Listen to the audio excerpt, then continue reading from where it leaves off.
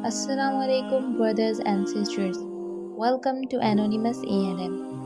تو آج ہم قرآن کریم کے ایک بہت ہی دلچسپ میریکل کے بارے میں بات کرنے جا رہے ہیں۔ ہم سب جانتے ہیں کہ فرعون یا فیرو اسلام میں ایک بہت ہی اہم کریکٹر ہے، خاص طور پر تب جب اللہ تعالیٰ اپنے رسولوں میں سے ایک حضرت موسیٰ علیہ السلام کی نبوت کے بارے میں بات کرتے ہیں۔ تو اس پارٹیکولر کانٹیکسٹ میں قرآن فرعون رمیسس دوم کی طرف اشارہ کرتا ہے۔ رمیسس دوم کو مصری خاندان کے سب سے طاقتور فرعونوں میں سے ایک سمجھا جاتا ہے، جس کی ممی 1881 میں ڈسکور کی گئی تھی، اور یہ ممی اب تک ملنے والی ممیز میں سے سب سے ویل پریزروڈ تھی۔ اس کی ڈسکوری کے تقریباً 100 سال بعد 1976 میں رمیسس دوم کی ممیفائیڈ باڈی کو اچانک فرانس بھیجنا پڑا، کیونکہ یہ ممی کچھ ایکسٹرنل فنگس سے متاثر ہو رہی تھی، جس کے مکمل سڑنے سے بچنے کے لیے فوری ٹریٹمنٹ کی ضرورت تھی۔ اور سب سے انٹرسٹنگ بات یہ ہے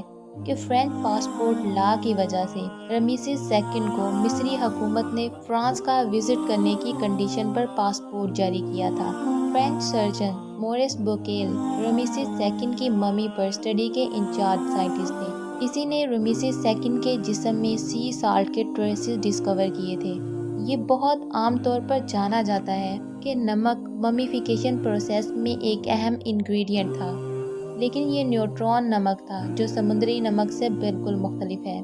لہٰذا یہ ایک بہت واضح اشارہ تھا کہ رمیسس دوم کی موت سمندر میں ڈوب کر ہوئی تھی، اور اس کی باڈی کو جلد ہی ریکور کر لیا گیا تھا، اور اس کے بعد اسے ممیفائیڈ کر دیا گیا تھا۔ ڈاکٹر بوکیل کے ذہن میں جو سوال آیا وہ یہ تھا کہ رمیسس سیکنڈ کی لاش دوسری ممیز کے مقابلے میں اتنی ان ڈیمیجڈ کیسے ہے، حالانکہ اس کی لاش سمندر سے ریکور کی گئی ہے۔ اب دیکھتے ہیں کہ قرآن نے فرعون کی موت کے بارے میں کیا کہا ہے۔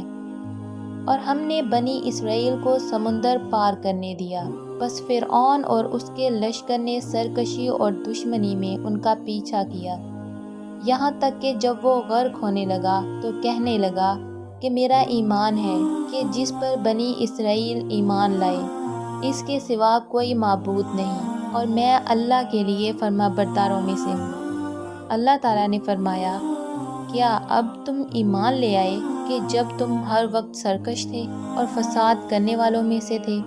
بس آج ہم تیرے جسم کو بچا لیں گے تاکہ تو اپنے بعد میں آنے والوں کے لیے نشانی بن جائے۔ قرآن پاک کی ان آیات نے بعد میں ڈاکٹر مورس بوکیل کو اسلام قبول کرنے پر مجبور کیا۔ انہوں نے 1976 میں ایک پوری کتاب the Bible, the Quran and science کے نام سے لکھی۔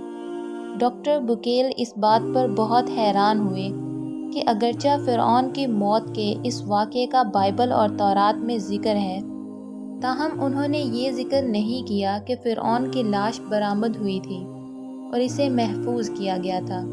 مزید یہ کہ ویکیپیڈیا کے مطابق مصر میں ممیز کی دریافت تقریباً 19ویں صدی کے آغاز میں شروع ہوئی تھی، یہاں تک کہ مصر میں پہلی ممی 1817 میں دریافت ہوئی تھی۔ پھر 1400 سال پہلے قرآن فرعون اور اس کے جسم کے تحفظ کے بارے میں اتنا حیران کن طور پر مناسب بیان کیسے دے سکتا ہے؟